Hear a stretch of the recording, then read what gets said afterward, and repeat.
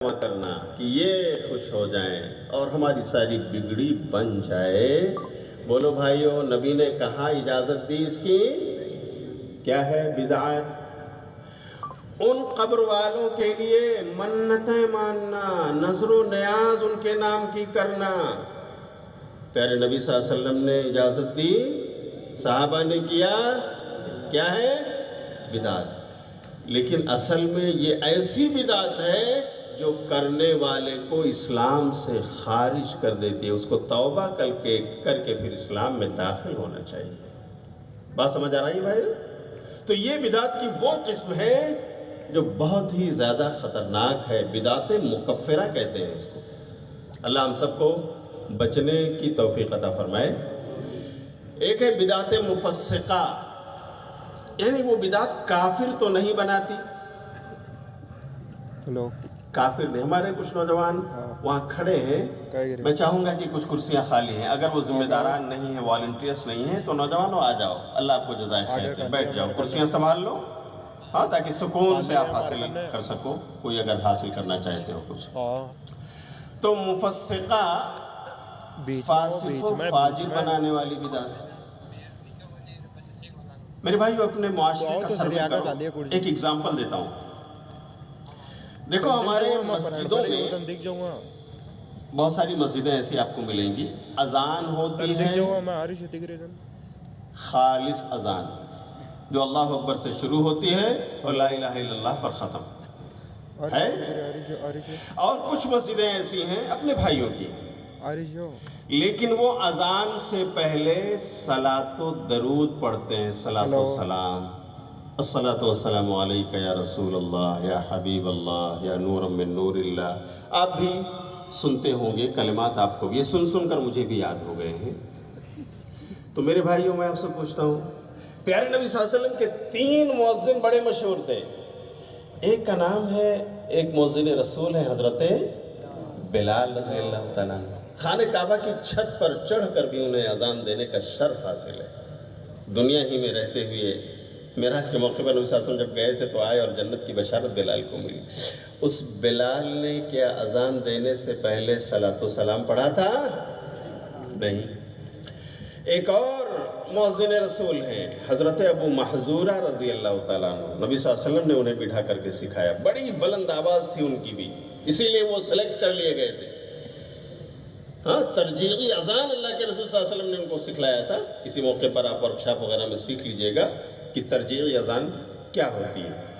ابو Mahdhura رضی اللہ تعالیٰ عنہ بھی اذان دیے، ایک عرصہ اس میں گزرا، لیکن کیا انہوں نے بھی اذان دینے سے پہلے صلاۃ و سلام پڑھا؟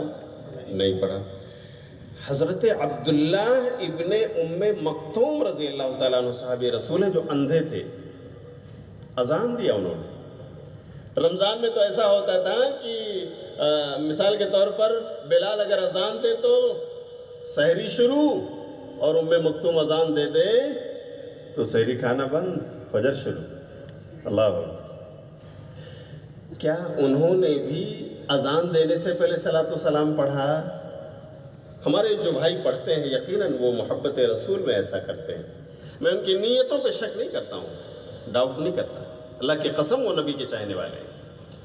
لیکن اگر نبی کے ان تینوں مؤذنین جن کو نبی صلی اللہ علیہ وسلم نے اذان سکھائی، اگر انہوں نے اذان سے پہلے نبی سے صلاۃ و سلام نہیں سیکھا اور نہیں کیا، تو ہمیں کرنے کی اجازت ہے بحیثیت مؤذن؟ بولو بھائیو، تو یہ کیا ہے؟ بدعت ہے، لیکن یہ بدعت مفسقہ ہے، یہ کافر نہیں بناتی، فاسق و فاجر۔ علماء کرام نے اس کو ڈیفائن کیا۔ تو یقیناً نماز پڑھنے والے لوگ ایسا کر رہے ہیں، لیکن شاید ہمارے بھائیوں کو دین کی صحیح نالج نہیں، بس اتنی سی بات۔ اللہ تعالیٰ انہیں علم حاصل کرنے کی توفیق عطا فرمائے۔ کچھ مسجدوں میں نمازیں ہوتی ہیں، ہمارے بھائی اپنے پڑھتے ہیں، اللہ تعالیٰ ہم سب کو نماز سے جڑنے، مسجدوں سے جڑنے کی توفیق عطا فرمائے۔ لیکن نماز میں دیکھیے، کہیں کہیں آپ نے نماز پڑھی ہوگی، کچھ امام مصلی پر کھڑے ہوتے ہیں تو کہتے ہیں بھائیو نیت کر لو 4 رکعت نماز فرض عشاء واسطے اللہ کے پیچھے اس امام کے منہ میرا قبلہ شریف کے، اور بھی ہو سکتا ہے کچھ کہتے ہوں، مجھے یاد نہیں میرے بھائی، لیکن یہ کچھ مشہور جملے ہیں، ہو سکتا ہے آپ نے بھی سنا ہو۔ آپ میں سے کسی نے سنا ہے بھائیو؟ ہاتھ اٹھائیے۔ سنا ہے، ماشاءاللہ، اللہ اکبر۔ آئیے اصلاح ہو جائے اس کی۔ اب سوال یہ ہے کہ کیا نبی صلی اللہ علیہ وسلم نے بھی ایسی نیت کرائی ہے نماز سے پہلے؟ ایک حدیث بھی میرے بھائی، قرآن کی آیت تو دور کی بات ہے، اللہ کی قسم ایک حدیث یا نبی صلی اللہ علیہ وسلم کے صحابہ کا ایک اثر بھی ایسا نہیں ہے جو بتاتا ہو کہ پیارے نبی صلی اللہ علیہ وسلم یا آپ کے صحابہ نے مصلی پر کھڑے ہو کر نیت کرائی ہو۔ اور جانتے ہیں ایک بار ایسا ہوا، میں ممبئی کے کرلا علاقے میں رہتا ہوں، اسٹیشن سے قریب کا ایریا نہرو نگر کہلاتا ہے، وہاں اپنی مسجد ایک چھوٹی سی، اسی کا مصلی ہے، کبھی کبھار درس ورغہ بھی ہوتا ہے، خاص طور سے فجر کے بعد درس قرآن۔ وہاں پر ایک اپنا بھائی بائیکلہ سے رینٹ پر وہاں رہتا تھا، وہاں سے چل کر آیا اور کرلا میں اس نے رینٹ پر کرائے پر گھر لیا، مسجد یہی قریب تھی، نماز پڑھنے آ گیا۔ ہفتہ بھر گزر گئے، امام صاحب نیت نہیں کرا رہے۔ ایک دن اس نے بڑی ہمت کے ساتھ کہہ بھی دیا کہ امام صاحب کیا بات ہے، مجھے تو لگتا ہے میری نماز نہیں ہوئی۔ بولے کیا بات ہے؟ کہا اتنے دن سے میں آپ کے پیچھے نماز پڑھ رہا ہوں، ایک بار بھی آپ نے نیت نہیں کرائی۔ میں فلاں جگہ تھا بائیکلہ میں، وہاں نیت ہوتی تھی، ہم کو بتایا جاتا تھا۔ اچھا، معاملہ ہے، ہمارے نوجوانوں کے ذہنوں میں کھٹکتا ہے کہ ایسا کیوں ہے، ایک مسجد میں ایسا ہے، ایک میں نہیں ہے، سب تو مسلمان ہیں بھائی، نبی صلی اللہ علیہ وسلم کو ماننے والے، آپ کا کلمہ پڑھنے والے، جنت کی تمنا اور چاہت رکھنے والے۔ تو سنیے، امام صاحب نے ملاقات کروائی مجھ سے کہ آئیے بیٹھ کے بات کرتے ہیں۔ تو ہم نے اس اپنے بھولے بھالے مصلی سے، نمازی سے پوچھا کہ وہ نیت آپ اردو میں کرتے ہیں کہ عربی میں؟ تو مصلی نے کہا کہ نہیں، اردو میں کراتے ہیں امام صاحب، اور ایسے ایسے الفاظ بولتے ہیں۔ تو میں نے کہا اچھا، سورہ فاتحہ آپ اردو میں پڑھتے ہیں یا عربی میں پڑھتے ہیں؟ تو بولے نہیں، عربی میں پڑھتا ہوں۔ تو بھائی، آپ کو سورہ فاتحہ 7 آیتوں والی سورت عربی میں یاد ہے، اور 2 سے 3 جملوں والی نیت عربی میں نہیں یاد کی آپ نے؟ کہا بات تو صحیح بول رہے ہیں آپ، اگر پیارے نبی نے کیا ہے تو یہ بات عربی زبان میں ہوگی۔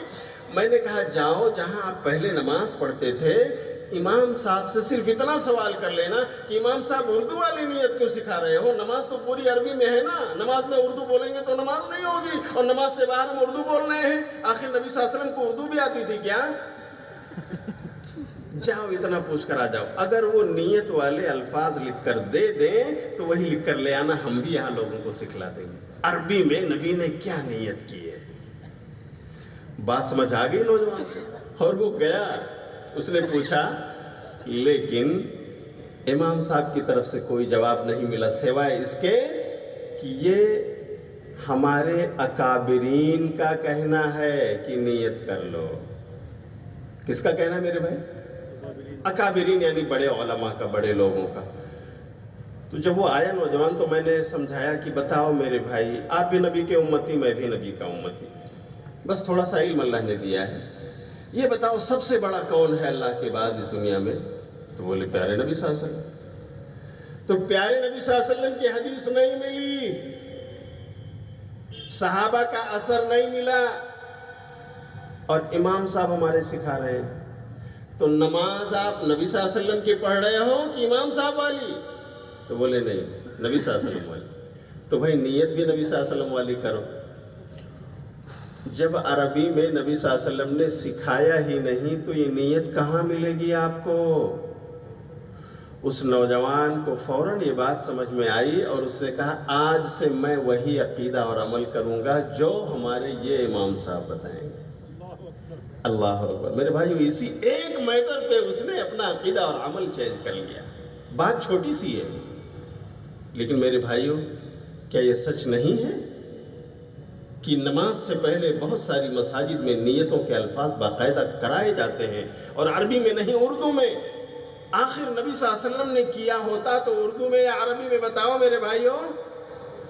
میں کسی کو کرٹیسائز نہیں کرنا چاہتا ہوں، لیکن علماء کا منصب ہے حق پہنچانا۔ بس میرے بھائیوں، آپ کا دل دکھانے اللہ کی قسم نہیں آیا ہوں، کسی امام کا دل دکھانے نہیں آیا ہوں، لیکن اگر کسی امام صاحب تک یہ میری بات پہنچ رہی ہو تو اللہ کے لیے اگر آپ کے پاس دلیل ہے تو دے دو، مجھ تک پہنچا دو۔ میں جہاں جہاں جس ممبر و محراب پر کھڑا ہوں گا، جب تک زندگی ہے اللہ کی قسم اس کا پرچار کروں گا۔ لیکن اگر یہ بات پیارے نبی صلی اللہ علیہ وسلم کی حدیث میں نہیں ہے کہ نماز سے پہلے زبان سے نیت کرو، اردو میں بولو یا فلاں لینگویج میں بولو، اے میرے نبی کے ماننے والے امتیوں، اے میرے بھائیوں، اے امام محترم، اللہ کے لیے ان مسلیوں کو، مقتدیوں کو صحیح اسلام سکھا دو۔ اللہ کی قسم صدقہ جاریہ ہوگا آپ کے لیے، صدقہ جاریہ ہوگا، مس گائیڈ نہ کرو۔ تو میرے بھائیوں، یہ بدعت مفسقہ ہے، بدعت ہے۔ نماز سے پہلے اردو زبان کی جو نیت کی جاتی ہے، نبی سے ثابت نہیں، صحابہ سے ثابت نہیں، نبی کی مہر نہیں، صحابہ کی مہر نہیں، تو بولو میرے بھائی یہ کام کیا ہوا؟ بدعت۔ اللہ ہم سب کو بچنے کی توفیق عطا فرمائے۔ تو یہ دونوں قسمیں آپ کو سمجھ میں آ گئی، مفسقہ اور مکفرہ۔ اچھا، بدعت کی اور دو قسمیں ہیں، ایک ہے عقیدے کی بدعت اور ایک ہے عمل کی بدعت۔ مطلب کچھ ایکشن ہم کرتے ہیں جو نبی صلی اللہ علیہ وسلم نے نہیں کیا تو وہ بھی بدعت ہو سکتے ہیں، اور کچھ عقیدہ بھی ایسا ہو سکتا ہے جو ہمارے پیارے نبی صلی اللہ علیہ وسلم کا نہیں تھا، صحابہ کرام رضی اللہ عنہم اجمعین کا نہیں تھا، تابعین و تبع تابعین کا نہیں تھا، وہ عقیدہ آج ہمارے پاس ہو تو وہ عقیدہ بھی بدعت ہوگا۔ مثال دے دوں؟ وَبِالْمِثَالِ يَتَّضِحُ الْمَقَالِ، مثالوں سے بات سمجھ میں آتی ہے۔ عقیدے کی بدعت، کچھ فرقے گزرے ہیں جن کے عقیدے گمراہ ہیں، جیسے آپ دیکھیں جہمیہ ہے، معتزلہ ہے، روافض ہیں، فلاں اور فلاں ہیں، بہت سارے فرقے، مجھے نام لینے کی ضرورت ہے۔ ایک فرقہ ہے معتزلہ، اس کا عقیدہ ہے کہ اگر کوئی آدمی کبیرہ گناہ کر لے، جیسے شراب پی لے، شراب پینا چھوٹا گناہ ہے کہ بڑا؟ ہاں، بڑا۔ جیسے سود لے لے اور دے دے، چھوٹا گناہ ہے کہ بڑا؟ بڑا۔ بدکاری اس سے سرزد ہو جائے، چھوٹا ہے کہ بڑا؟ بڑا۔ اگر ایسا کوئی بڑا گناہ وہ کر لے تو وہ ہمیشہ ہمیش کے لیے خالد مخلد فی النار، وہ ہمیشہ ہمیش کے لیے جہنم میں۔ اچھا، اسلام نے کیا عقیدہ دیا؟ پیارے نبی صلی اللہ علیہ وسلم نے کیا ہمیں سکھلایا؟ سن لیجئے، پیارے نبی صلی اللہ علیہ وسلم نے سکھلایا ہے کہ اگر کوئی مسلمان کلمہ پڑھنے والا، میرا امتی، اگر کوئی گناہ کر لے، بڑا گناہ، شراب پی لیا اس نے، نعوذ باللہ، نہیں پینا چاہیے اس کو، جنت کی شراب نہیں ملے گی جو دنیا کی یہ شراب چکھے گا اور توبہ نہیں کرے گا۔ لیکن اگر اس نے غلط کام کر لیا ہے پر اس نے توبہ کر لیا دنیا ہی میں، تو اللہ تعالیٰ نے معاف کر دیا۔ سچی توبہ اگر ہو گئی کہ اللہ اب دوبارہ ایسا نہیں کروں گا، اپنے منہ تک اسے نہیں لے جاؤں گا، اللہ یہ غلطی ہو گئی، معاف کر دے، میں توبہ کرتا ہوں، اظہار شرمندگی کرتا ہوں اور وعدہ کرتا ہوں اے اللہ سیکنڈ ٹائم میں دوبارہ اس کو نہیں پیوں گا، اللہ معاف کر سکتا ہے۔ بولو کرے گا کہ نہیں میرے بھائیو؟ اس دنیا میں تو شرک بھی کسی سے ہو گیا ہو، کوئی قبروں کا پجاری بن گیا ہو، غیر اللہ کے نام کی قربانیاں کر رہا ہو وغیرہ وغیرہ، اور اسے کوئی توحید والا مل جائے، سمجھا دے اور اسے احساس ہو جائے، وہ توبہ کر لے اس دنیا میں شرک سے، تو معاف ہوگا کہ نہیں؟ معاف ہو جائے گا، شرک بھی معاف ہو جائے گا۔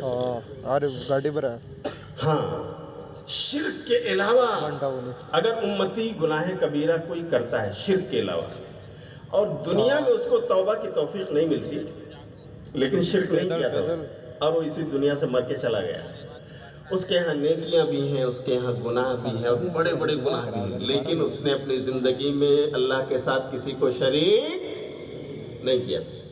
تو کیا عقیدہ دیا ہے شریعت نے، نبی نے، قرآن نے؟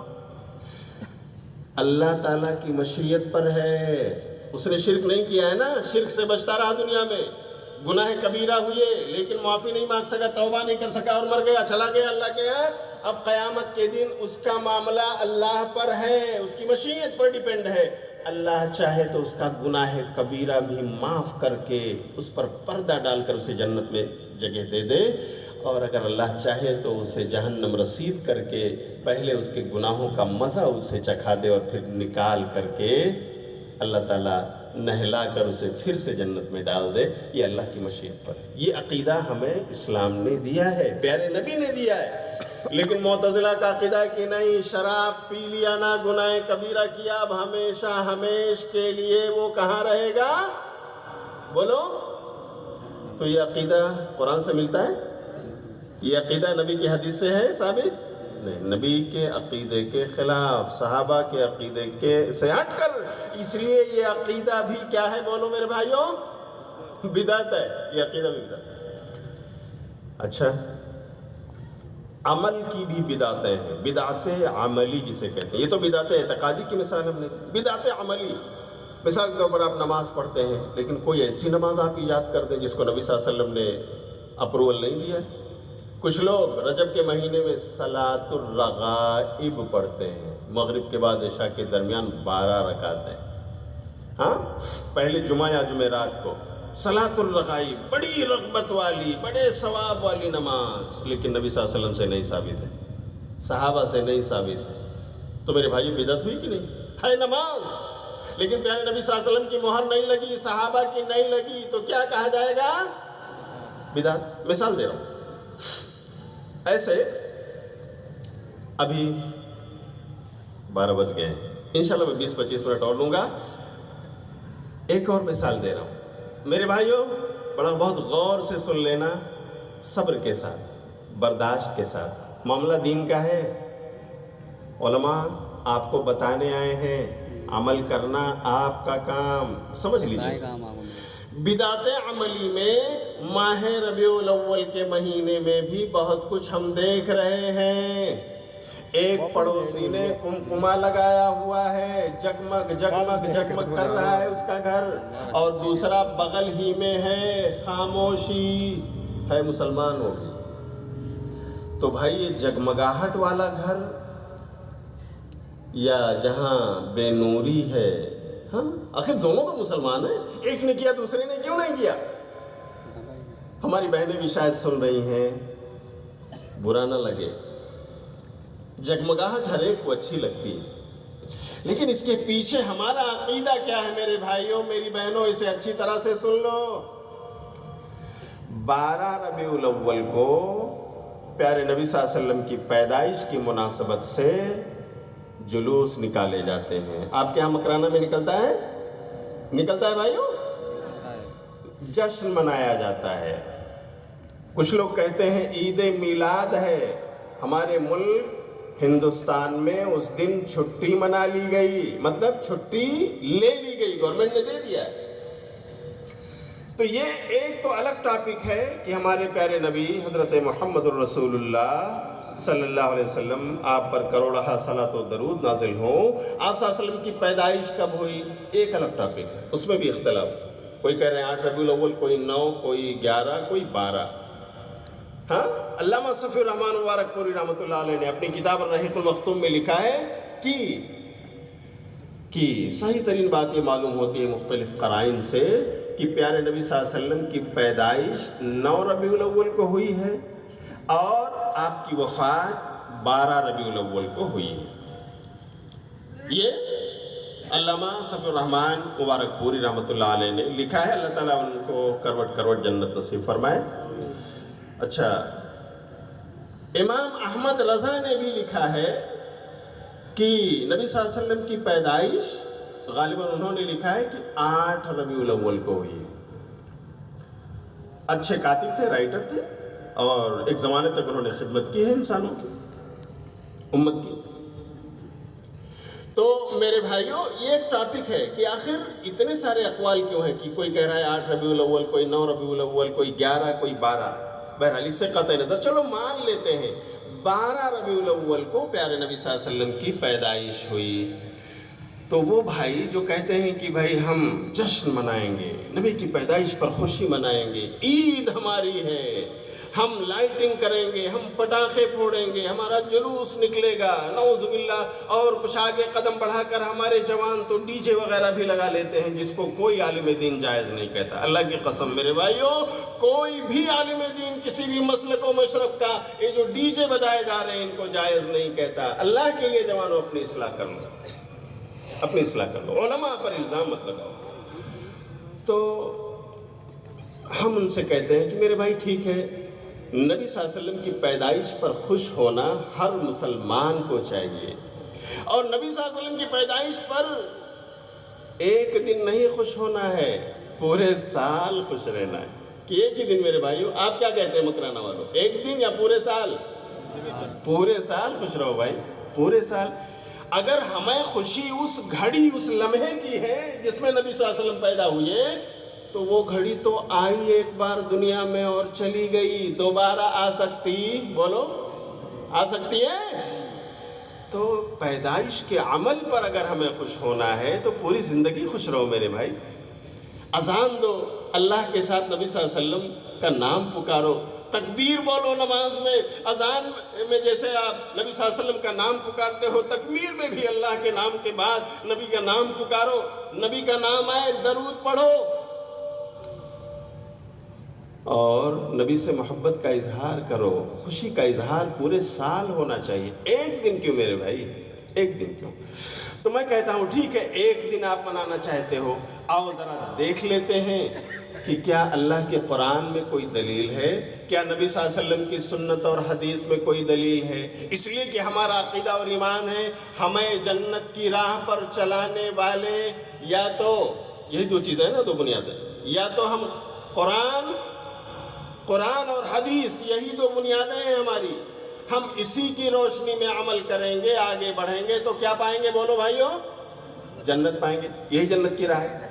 تو آپ بھی مانتے ہو، ہم سب مانتے ہیں، ہم سب نبی کی امتی ہیں، آؤ ذرا ڈھونڈ لیتے ہیں قرآن میں کوئی دلیل ہے، نبی صلی اللہ علیہ وسلم کی سنت میں ہے کیا؟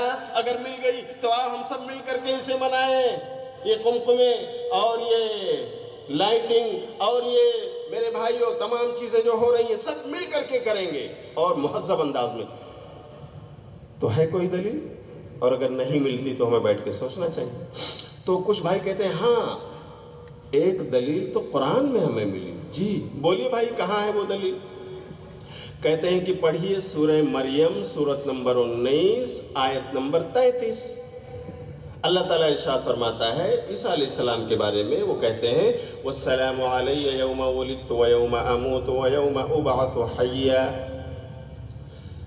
سورہ مریم کی آیت نمبر 33 میں ہے، عیسیٰ علیہ السلام کہتے ہیں کہ سلامتی ہو مجھ پر اس دن جس دن میری پیدائش ہوئی، سلامتی ہو اس دن جس دن میری وفات ہوگی، اور سلامتی ہو مجھ پر اس دن جس دن مجھے زندہ اٹھایا جائے گا۔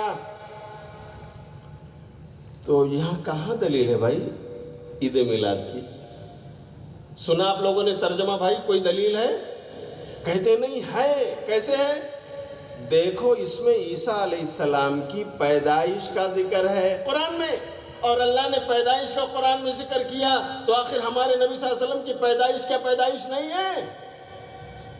میرے بھائی گرم نہ ہو، آؤ ذرا یہ دیکھ لیتے ہیں کہ عیسیٰ کی پیدائش آخر اس کا ذکر قرآن میں کیوں آیا، ہمارے نبی کی پیدائش کا ذکر کیوں نہیں؟ سوال اٹھتا ہے کہ نہیں اٹھتا ہے نا بھائیو؟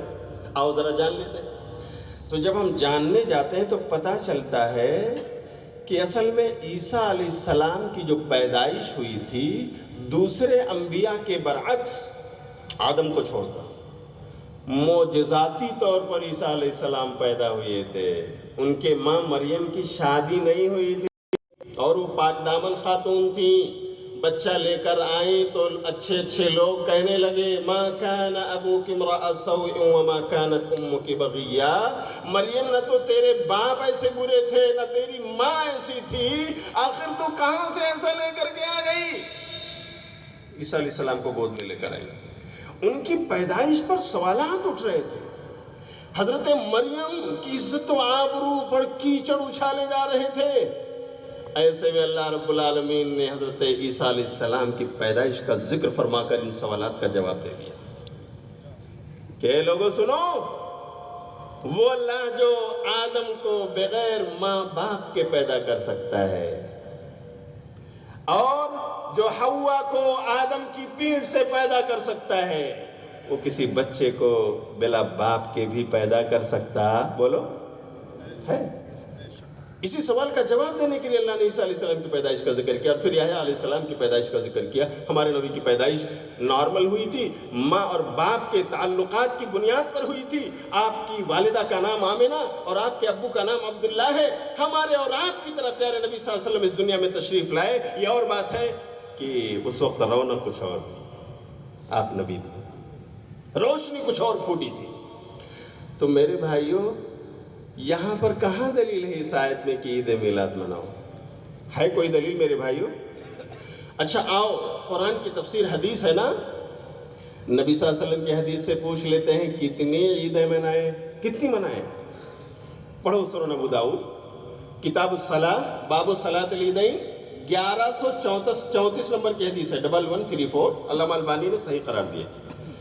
پیارے نبی صلی اللہ علیہ وسلم مدینہ آئے اور آپ نے انصار کو دیکھا کہ سال میں 2 دن وہ چھٹی کر رہے ہیں، خوشی منا رہے ہیں، کھیل کود۔ نبی صلی اللہ علیہ وسلم نے پوچھا ما ہذان الیومان ایھا الصحابہ، میرے ساتھیوں بتاؤ یہ 2 دن کیسے ہیں جن میں تم خوشیاں منا رہے ہو، کھیل کود کر رہے ہو؟ آخر کوئی تو بات ہے۔ تو انصار نے کہا تھا جواب دیتے ہوئے کہ اللہ کے رسول صلی اللہ علیہ وسلم، ہم زمانے جاہلیت سے ان دنوں میں خوشیاں مناتے چلے آ رہے ہیں، اس لیے آج بھی منا رہے ہیں، مسلمان ہو کر بھی۔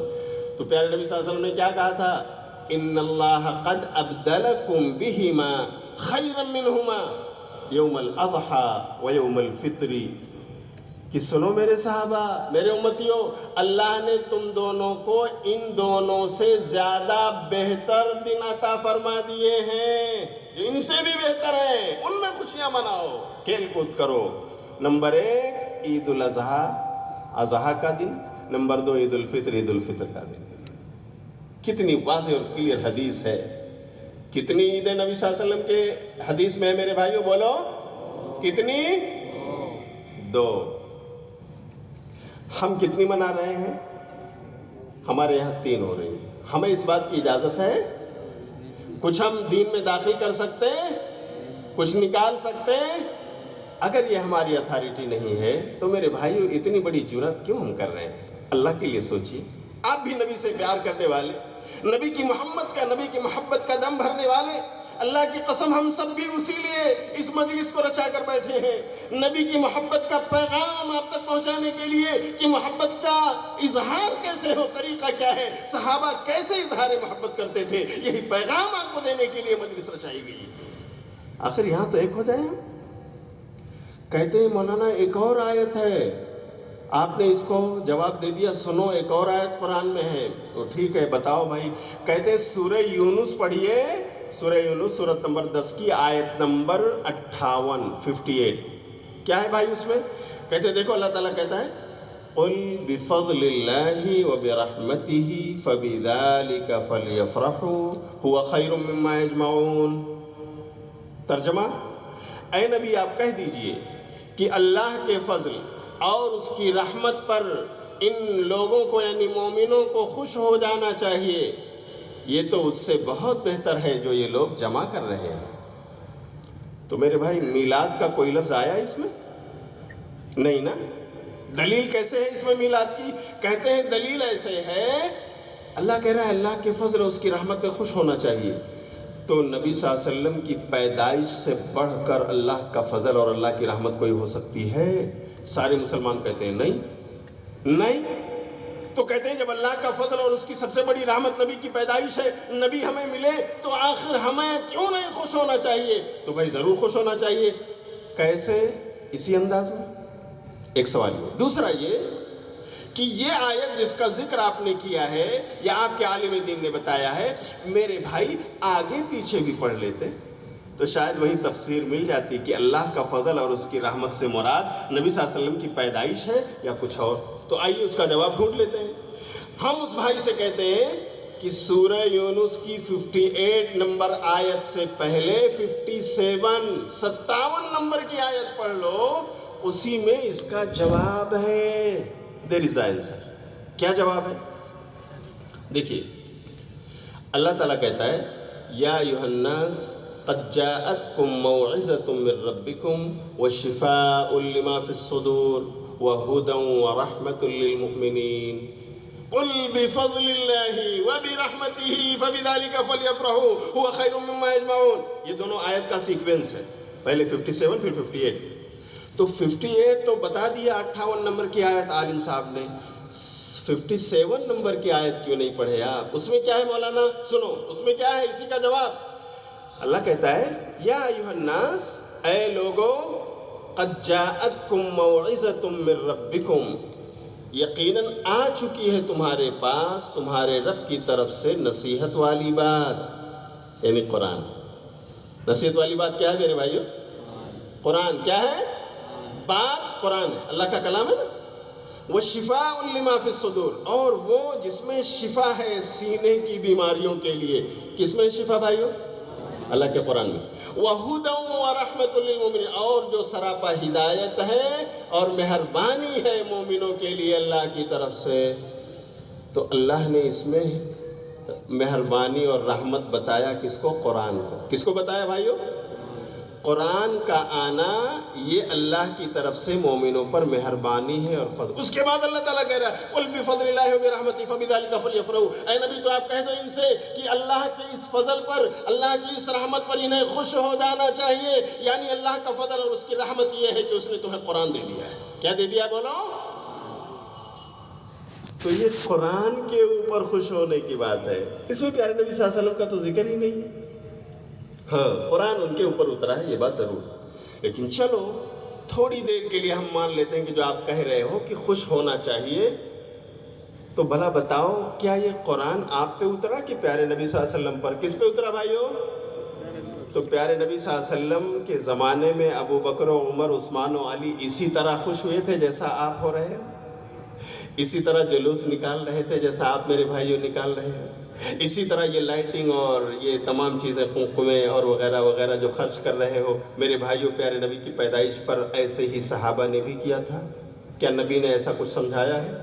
اس کا مطلب یہ ہوا کہ قرآن جس کے اوپر اترا انہیں سمجھ میں نہیں آیا کہ اس کے اندر میلاد کی دلیل، اور قرآن سمجھانے والے محمد الرسول اللہ صلی اللہ علیہ وسلم اس کے مفسر اعظم ہیں. انہوں نے اپنے صحابہ کو نہیں سمجھایا کہ اس میں میرے میلاد کا ذکر ہے اور مناؤ. نعوذ باللہ، نہ نبی کو یہ بات سمجھ میں آئی، نہ نبی کے پیارے صحابہ کو یہ بات سمجھ میں آئی. اور آج 14 صدیوں کے بعد ہم اور آپ عالم دین بن کے کہتے ہیں کہ دیکھو اس میں میلاد کی دلیل ہے.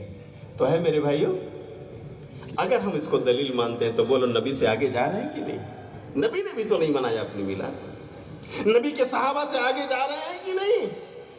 ہم صحابہ سے زیادہ محبت آپ صلی اللہ علیہ وسلم سے کر سکتے ہیں؟ تن من دھن سب کی قربانی صحابہ نے دے دی اور دین ہم تک پہنچایا.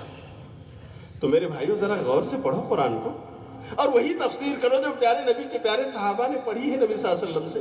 اللہ کی قسم ان چیزوں سے آپ بھی سہمت ہو جاؤ گے. میں آپ کا دل نہیں دکھا رہا، حق بات آپ تک پہنچا رہا ہوں. اللہ کے لیے غور کیجیے، دین کا معاملہ ہے، ورنہ کل قیامت کے دن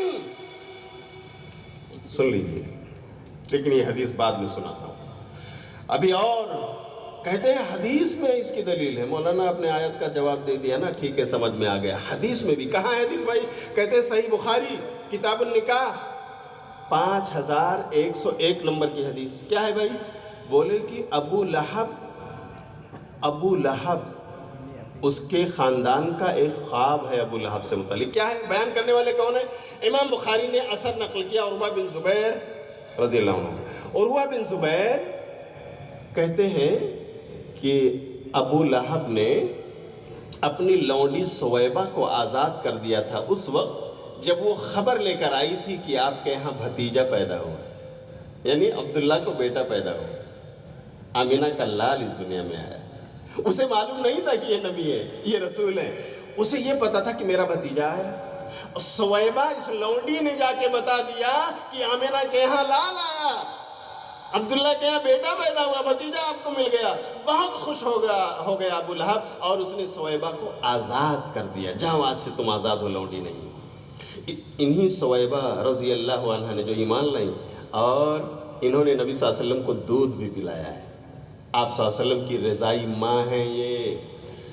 تو کہتے ہیں کہ جب ابو لہب کا انتقال ہو گیا، اسی میں آگے ہے اور وہ بیان کرتے ہیں، تو اورئہ بعض اہلہ فی شر حیبۃ فسأل، تو بعض خاندان کے بعض لوگوں نے اسے خواب میں دیکھا کہ بڑی بری حالت میں ہے، تو پوچھ لیا کہ کیا ماجرا ہے. تو ابو لہب جواب دیتا ہے کہ جب سے جدا ہوا ہوں آپ لوگوں سے آرام نہیں ملا، سوائے اس کے کہ میں نے جو سویبہ کو آزاد کر دیا تھا اس کی وجہ سے مجھے تھوڑا سا اتنا پانی دے دیا جاتا ہے، پلا دیا جاتا ہے، بس اس کے علاوہ کوئی آرام نہیں ملا. تو بھائی کہاں دلیل ہے اس میں میلاد منانے کی؟ بھائیو عید میلاد کی دلیل کہاں ہے؟ کہتے ہیں دیکھو نا، ابو لہب نے نبی کی پیدائش کو سن کر کے اپنی لونڈی کو آزاد کیا، خوشی منایا، تو اس کو پانی پلایا جا رہا ہے. ہم نہ خوش ہوں؟ کیسی دلیل ہے بھائی؟ کیسی لگی آپ کو؟ اچھی لگی؟ اللہ.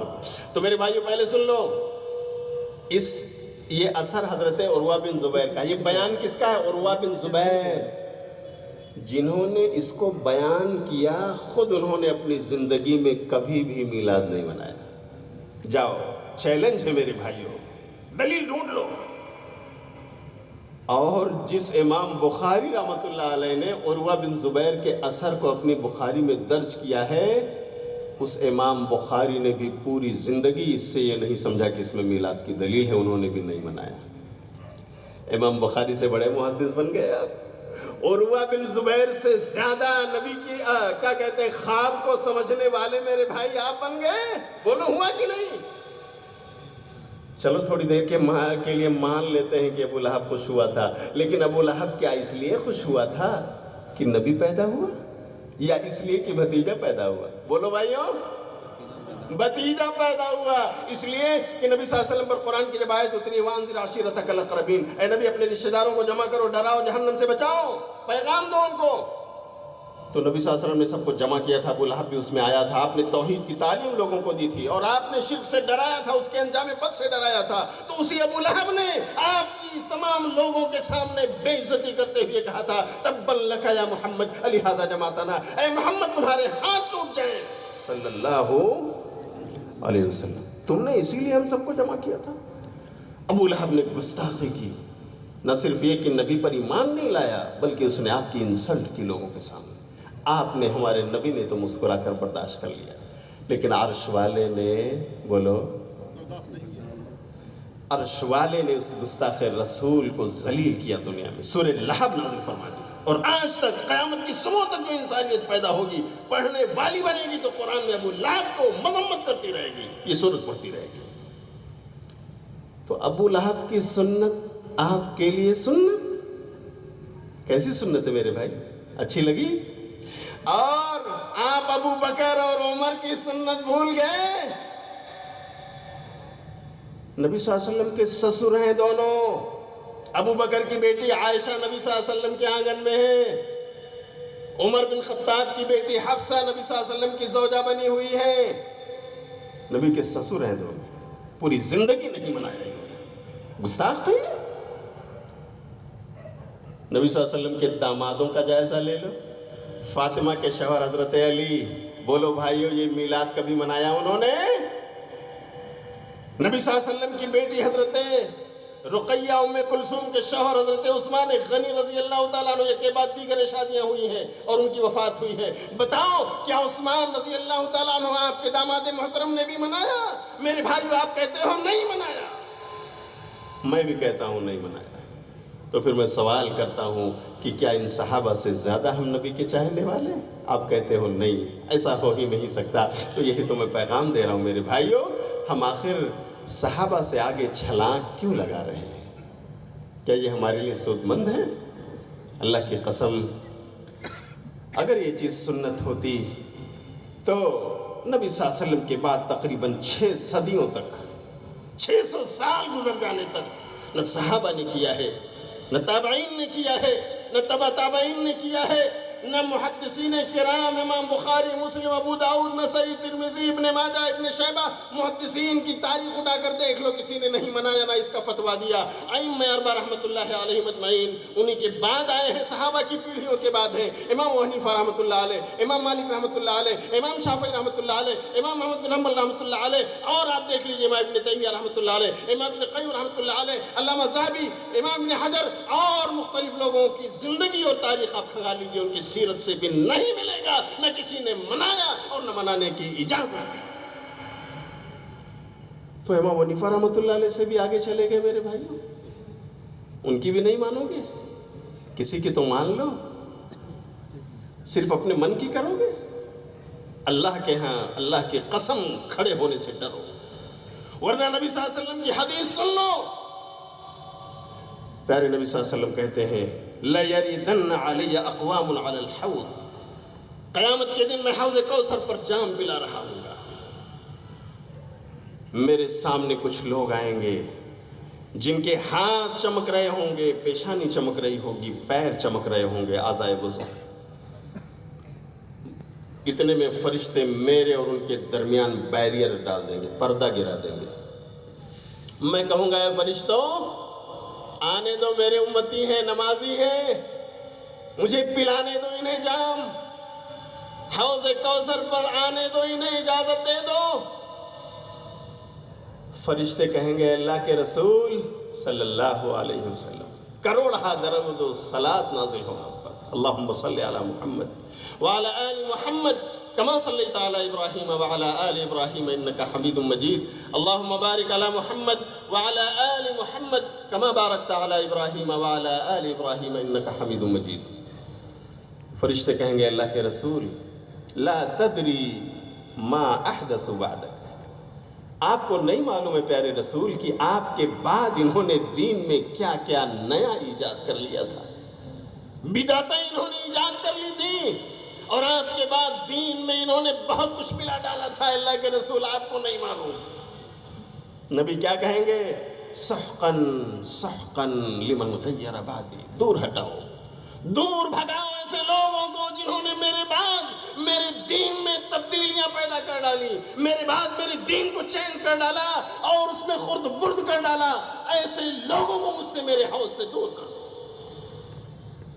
اے مکرانہ کی سرزمین پر بیٹھے ہوئے بھائیوں اور بہنوں، میں آپ سے پوچھنا چاہتا ہوں آپ نبی کے ہاتھ سے جام کوثر پینا چاہتے ہیں یا نہیں؟ بولو بھائیوں، آواز کیوں نہیں آ رہی ہے؟ جام کوثر پینا ہے؟ ذرا ہاتھ اٹھاؤ تو مجھے بتا دو کہ یہ میلاد جو منایا جا رہا ہے، یہ تیسری عید اور جو جشن منایا جا رہا ہے، تم اسے منع کر کے اپنے آپ کو حوض کوثر سے نہیں روک رہے؟ اگر جام کوثر چاہیے تو بدعتوں سے پرہیز کر لیجئے۔ اس سے زیادہ سافٹ ورڈ، سافٹ سنٹینس اور میرے بھائیوں کیا کہا جا سکتا ہے؟ اللہ ہم سب کو نبی کی شان میں گستاخی کرنے سے بچائے، اور نبی صلی اللہ علیہ وسلم کے صحابہ نے جس انداز میں محبت کی ہے، اظہار محبت کیا ہے، اللہ تعالی ہمیں انہی راہوں پر چلنے کی توفیق عطا فرمائے۔ وہ راستہ کیا ہے؟ نبی سے محبت کرتے ہو میرے بھائیو، یقیناً میں آپ کو مبارکباد دیتا ہوں۔ ہمارے یہ بھائی جو جشن مناتے ہیں نبی کی محبت میں ایسا کرتے ہیں، ہماری یہ بہنیں جو ان کا ساتھ دیتی ہیں اللہ کی قسم نبی سے محبت کرتی ہیں، لیکن ڈائریکشن غلط ہے، طریقہ اور انداز غلط ہے، بدعت ہے۔ نبی کے صحابہ نے نہیں کیا، نہ پیاری صحابیات نے کیا ہے، اس لیے ہم بھائیوں سے بھی کہیں گے میرے بھائیوں آپ بھی بچو اور بہنوں کو بھی تعلیم دو، اس قسم کے میلے ٹھیلے بنا کر لگا کر سڑکوں پر نہ نکلو، برادران وطن کو بھی تکلیف نہ دو۔ اللہ کی قسم اچھا میسج اور پیغام نہیں جاتا ہے۔ خوش رہو نبی کی پیدائش پر، ہم سب کو خوش ہونا چاہیے، لیکن ایک دن کے لیے نہیں، پوری سال پوری زندگی کے لیے ہمیں خوش رہنا ہے۔ یہ پیغام پیارے نبی صلی اللہ علیہ وسلم کا ہے، آپ کی زندگی کا یہ درس ہے۔ تو میرے بھائیوں بات ثابت ہو گئی نا کہ میلاد کے لیے کوئی دلیل ثابت بولو ہے نہیں ہے نا؟ ایک دلیل اور ہے، بتا دوں نہیں بولو گے دیکھو مولانا ایک چھوڑ کر چلے گئے. کہتے ہیں ایک دلیل اور ہے مولانا، حدیث ہے صحیح مسلم کتاب الصوم 1162 نمبر کی حدیث. کیا دلیل ہے بھائی؟ کہتے ہیں کہ نبی صلی اللہ علیہ وسلم روزہ رکھتے تھے. کب روزہ رکھتے تھے؟ یوم الاثنین کو، سوموار کے دن. تو آپ سے پوچھا گیا اللہ کے رسول صلی اللہ علیہ وسلم یہ روزہ؟ تو آپ نے کہا ذاک یوم ولدت فیہ ویوم بعثت فیہ او انزل علی فیہ او کما قال النبی صلی اللہ علیہ وسلم. صحیح مسلم کے الفاظ ہیں. نبی صلی اللہ علیہ وسلم نے جواب دیا کہ ہاں میں سوموار کو روزہ رکھتا ہوں، میری پیدائش اسی دن ہوئی ہے. نمبر 2، اسی دن مجھے نبی بنایا گیا ہے. نمبر 3، بعض جگہ پر یہ الفاظ ہیں، راوی کہتے ہیں یا تو نبی نے یہ کہا کہ اسی دن قرآن مجھ پر اترا ہے سوموار کے دن. تو کہتے ہیں دیکھو نا، نبی صلی اللہ علیہ وسلم نے سوموار کو خوشی منائی، میلاد منایا. اچھا تو بھائی نبی نے تو سوموار کو روزہ رکھا تھا. عید الاضحیٰ عید الفطر کو آپ روزہ رکھتے ہو؟ بھائیو ذرا اس چھوٹے سے سوال کا جواب دے دو. عید الاضحیٰ کو روزہ رکھنا جائز؟ عید الفطر کو روزہ رکھنا جائز؟ حرام حرام. عید الاضحیٰ کو جو عید کا دن ہے وہ کھانے پینے کا دن ہے، خوشی منانے کا دن ہے، روزہ رکھنا منع ہے، جائز نہیں. تو نبی نے روزہ رکھا، تم عید منا رہے ہو. بولو دونوں اپوزٹ ہے کہ نہیں ہے نا؟ یا تو عید مناؤ یا نبی کی سنت روزہ رکھنے پر عمل کرو. آؤ ہم مبارکباد دیتے ہیں کہ نبی کی سنت پر زندگی بھر عمل کرو. ہر سوموار کو سنت والا روزہ رکھو، صرف ایک سوموار کی بات نہیں. اور یہاں تو سوال آپ سے سوموار کے بارے میں ہوا تھا، لیکن آپ تو بھائی 12 ربیع الاول کی بات کر رہے ہو نا. ذرا مجھے بتا دو 12 ربیع الاول کو سوموار ہے؟ تو پھر کہاں دلیل ہے تمہارے لیے اس کی؟